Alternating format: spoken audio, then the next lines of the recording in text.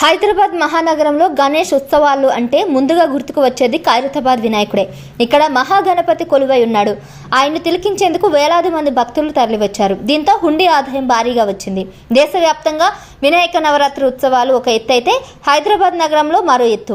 అందులోనూ ఖైరతాబాద్ వినాయకుడు మరింత ఫేమస్. గత 70 సంవత్సరాలుగా ఖైరతాబాద్లో భారీ గణేష్ విగ్రహాన్ని ఏర్పాట్లు చేస్తున్నారు. ప్రత్యేక పూజలు కూడా నిర్వహిస్తుంటారు. ఈసారి కూడా 70 వసంతాలు పూర్తి చేసుకున్న సందర్భంగా 70 అడుగుల ఎత్తుతో సప్తముఖ గణేశుని ఏర్పాటు చేశారు ఉత్సవ కమిటీ నిర్వాహకులు. మట్టితోనే నిర్మించిన విగ్రహాన్ని చూసి తరించేందుకు తెలంగాణ వ్యాప్తంగానే కాకుండా పొరుగు రాష్ట్రాల నుండి కూడా వచ్చి తిలకించారు. ప్రత్యేక పూజలు నిర్వహించారు. మహాగణపతిని చూసి మురిసిపోయారు. దేశవ్యాప్తంగా వినాయక నవరాత్రి ఉత్సవాలు ఒక ఎత్తు అయితే హైదరాబాద్ నగరంలో మరో ఎత్తు. అందులోనూ ఖైరతాబాద్ వినాయకుడు మరింత ఫేమస్. గత 70 సంవత్సరాలుగా ఖైరతాబాద్లో భారీ గణేష్ విగ్రహాన్ని ఏర్పాట్లు చేశారు. భారీ గణనాథుని చూసేందుకు వేలాది మంది భక్తులు తరలి వచ్చి పెద్ద ఎత్తున కానుకలు సమర్పించారు. భారీ ఎత్తున హుండీకి ఆదాయం వచ్చింది. తొలిసారిగా సీసీ కెమెరాల పర్యవేక్షణలో హుండీ లెక్కింపు ప్రక్రియ చేపట్టారు. కొత్త కార్యవర్గ సభ్యులు ఈ ప్రక్రియను నిర్వహించడం ద్వారా భక్తులు హర్షం వ్యక్తం చేస్తున్నారు. మహాగణపతికి 70 లక్షల ఆదాయం వచ్చింది.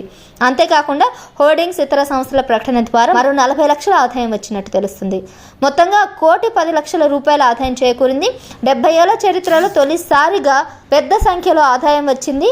1,10,00,000 అనేది చాలా భారీ మొత్తం అని కూడా అధికారులు చెప్తున్నారు. 10 రోజుల్లో నగదు రూపంలో ఇంత సమకూరినట్లు ఉత్సవ కమిటీ వెల్లడించింది. అలాగే స్పాన్సర్స్, ఆన్లైన్ ద్వారా వచ్చిన అమౌంట్ కూడా ఇంకా లెక్కించాల్సి ఉందని తెలుస్తుంది. 70 ఏళ్ల నుంచి హైదరాబాద్ లోని ఖైరతాబాద్ లో వినాయకుడు పెట్టడం ఆనవాయితీగా వస్తుంది. 1954లో పెట్టిన ఒక్క అడుగు గణపతి కాస్త ఏటా పెరుగుతూ నేడు 70 అడుగులకు చేరుకుంది.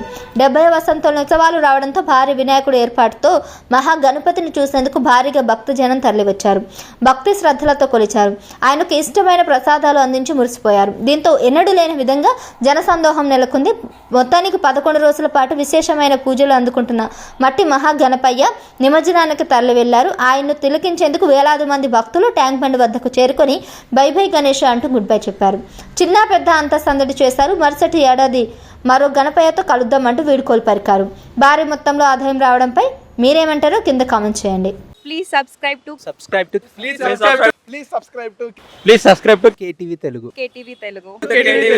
KTV Telugu channel.